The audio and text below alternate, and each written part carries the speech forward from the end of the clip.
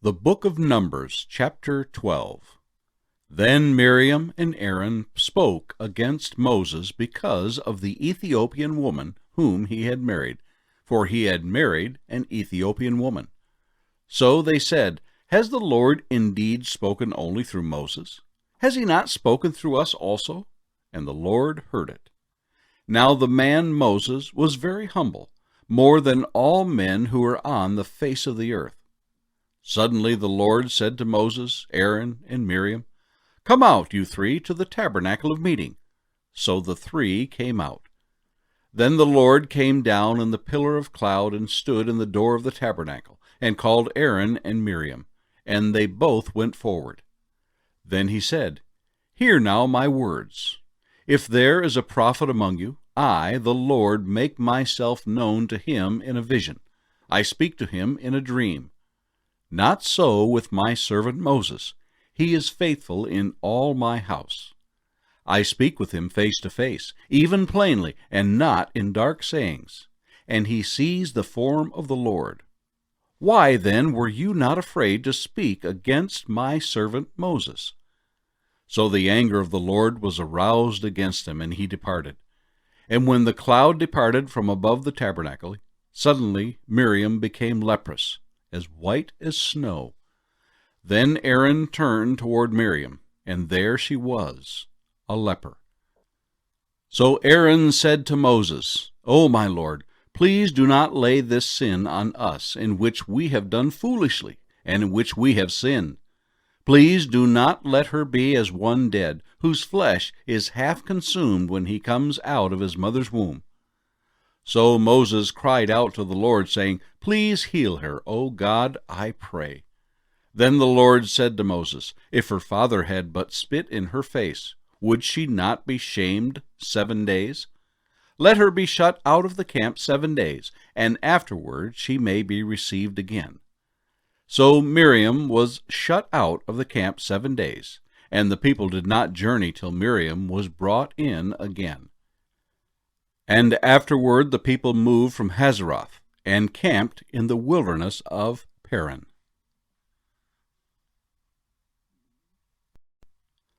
The Book of Numbers, chapter 13. And the Lord spoke to Moses, saying, Send men to spy out the land of Canaan, which I am giving to the children of Israel. From each tribe of their fathers you shall send a man, every one a leader among them. So Moses sent them from the wilderness of Paran according to the command of the Lord, all of them men who were heads of the children of Israel. Now these were their names from the tribe of Reuben: Shammua, the son of Zakur; from the tribe of Simeon, Shaphat, the son of Hori; from the tribe of Judah, Caleb, the son of Jephunneh; from the tribe of Issachar, Igal, the son of Joseph; from the tribe of Ephraim, Hoshea, son of Nun; from the tribe of Benjamin, Paltai, the son of Raphu; from the tribe of Zebulun, Gediel, the son of Sodai; from the tribe of Joseph, that is, from the tribe of Manasseh, Gadai, the son of Susai; from the tribe of Dan, Amiel, the son of Gamaliel; from the tribe of Asher, Sethur, the son of Michael; from the tribe of Naphtali, Nabi, the son of Vathsi; from the tribe of Gad, Guel, the son of Machai. These are the names of the men whom Moses sent to spy out the land. And Moses called Hoshea, the son of Nun, Joshua. Then Moses sent them to spy out the land of Canaan, and said to them, Go up this way into the south, and go up to the mountains, and see what the land is like, whether the people who dwell in it are strong or weak, few or many, whether the land they dwell in is good or bad, whether the cities they inhabit are like camps or strongholds, whether the land is rich or poor, and whether there are forests there or not. Be of good courage, and bring some of the fruit of the land. Now the time was the season of the first ripe grapes. So they went up and spied out the land from the wilderness of Zin as far as Rehob, near the entrance of Hamath. And they went up through the south, and came to Hebron, Ahiman, Sheshai, and Talmai. The descendants of Anak were there. Now Hebron was built 7 years before Zoan in Egypt. Then they came to the valley of Eshcol, and there cut down a branch with one cluster of grapes. They carried it between two of them on a pole. They also brought some of the pomegranates and figs. The place was called the Valley of Eshcol, because of the cluster which the men of Israel cut down there. And they returned from spying out of the land after 40 days. Now they departed and came back to Moses and Aaron and all the congregation of the children of Israel in the wilderness of Paran at Kadesh. They brought back word to them and to all the congregation, and showed them the fruit of the land. Then they told him and said, "We went to the land where you sent us. It truly flows with milk and honey, and this is its fruit. Nevertheless, the people who dwell in the land are strong. The cities are fortified and very large. Moreover, we saw the descendants of Anak there. The Amalekites dwell in the land of the south. The Hittites, the Jebusites, and the Amorites dwell in the mountains, and the Canaanites dwell by the sea and along the banks of the Jordan." Then Caleb quieted the people before Moses and said, "Let us go up at once and take possession, for we are well able to overcome it." But the men who had gone up with him said, "We are not able to go up against the people, for they are stronger than we."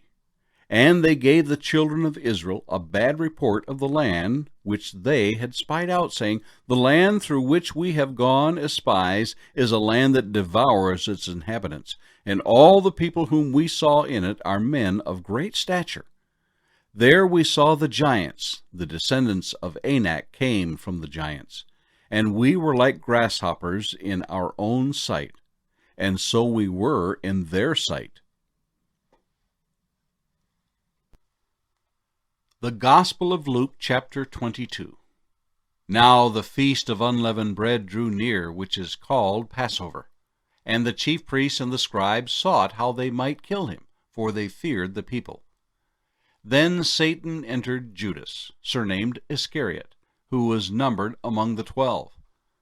So he went his way and conferred with the chief priests and captains, how he might betray him to them. And they were glad and agreed to give him money. So he promised and sought opportunity to betray him to them in the absence of the multitude. Then came the day of unleavened bread, when the Passover must be killed. And he sent Peter and John, saying, "Go and prepare the Passover for us, that we may eat." So they said to him, "Where do you want us to prepare?"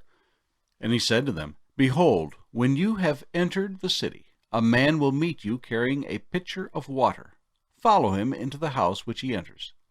Then you shall say to the master of the house, 'The teacher says to you, where is the guest room where I may eat the Passover with my disciples?' Then he will show you a large, furnished upper room. There make ready." So they went and found it just as he had said to them, and they prepared the Passover. When the hour had come, he sat down, and the 12 apostles with him. Then he said to them, "With fervent desire I have desired to eat this Passover with you before I suffer. For I say to you, I will no longer eat of it until it is fulfilled in the kingdom of God." Then he took the cup and gave thanks, and said, "Take this and divide it among yourselves. For I say to you, I will not drink of the fruit of the vine until the kingdom of God comes." And he took bread, gave thanks, and broke it, and gave it to them, saying, "This is my body which is given for you.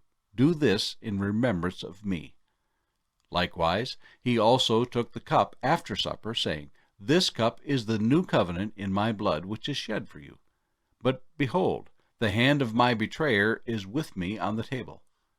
And truly the Son of Man goes as it has been determined, but woe to that man by whom he is betrayed." Then they began to question among themselves which of them it was who would do this thing. Now there was also a dispute among them, as to which of them should be considered the greatest. And he said to them, The kings of the Gentiles exercise lordship over them, and those who exercise authority over them are called benefactors. Not so among you. On the contrary, he who is greatest among you, let him be as the younger, and he who governs as he who serves. For who is greater, he who sits at the table, or he who serves? Is it not he who sits at the table? Yet I am among you as the one who serves. But you are those who have continued with me in my trials. And I bestow upon you a kingdom, just as my Father bestowed one upon me, that you may eat and drink at my table in my kingdom, and sit on thrones judging the 12 tribes of Israel.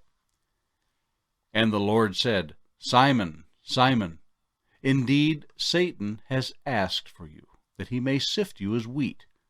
But I have prayed for you, that your faith should not fail. And when you have returned to me, strengthen your brethren.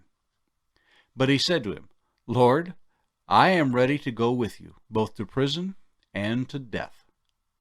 Then he said, I tell you, Peter, the rooster shall not crow this day before you will deny me 3 times that you know me. And he said to them, When I sent you without money bag, knapsack, and sandals, did you lack anything?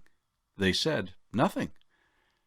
Then he said to them, But now he who has a money bag, let him take it, and likewise a knapsack. And he who has no sword, let him sell his garment and buy one. For I say to you that this which is written must still be accomplished in me. And he who was numbered with the transgressors. For the things concerning me have an end. So they said, Lord, look, here are 2 swords. And he said to them, It is enough. Coming out, he went to the Mount of Olives, as he was accustomed, and his disciples also followed him. When he came to the place, he said to them, Pray that you may not enter into temptation. And he was withdrawn from them about a stone's throw. And he knelt down and prayed, saying, Father, if it is your will, take this cup away from me. Nevertheless, not my will, but yours be done. Then an angel appeared to him from heaven, strengthening him. And being in agony, he prayed more earnestly. Then his sweat became like great drops of blood falling down to the ground. When he rose up from prayer and had come to his disciples, he found them sleeping from sorrow. Then he said to them, Why do you sleep? Rise and pray, lest you enter into temptation. And while he was still speaking, behold, a multitude, and he who was called Judas, one of the 12, went before them and drew near to Jesus to kiss him. But Jesus said to him, Judas, are you betraying the Son of Man with a kiss? When those around him saw what was going to happen, they said to him, Lord, shall we strike with the sword? And one of them struck the servant of the high priest and cut off his right ear. But Jesus answered and said, Permit even this. And he touched his ear and healed him. Then Jesus said to the chief priests, captains of the temple, and the elders who had come to him, Have you come out as against a robber, with swords and clubs? When I was with you daily in the temple, you did not try to seize me. But this is your hour and the power of darkness. Having arrested him, they led him and brought him into the high priest's house. But Peter followed at a distance. Now when they had kindled a fire in the midst of the courtyard, and sat down together, Peter sat among them. And a certain servant girl, seeing him as he sat by the fire, looked intently at him and said, This man was also with him. But he denied him, saying, Woman, I do not know him. And after a little while another saw him and said, You also are of them. But Peter said, Man, I am not.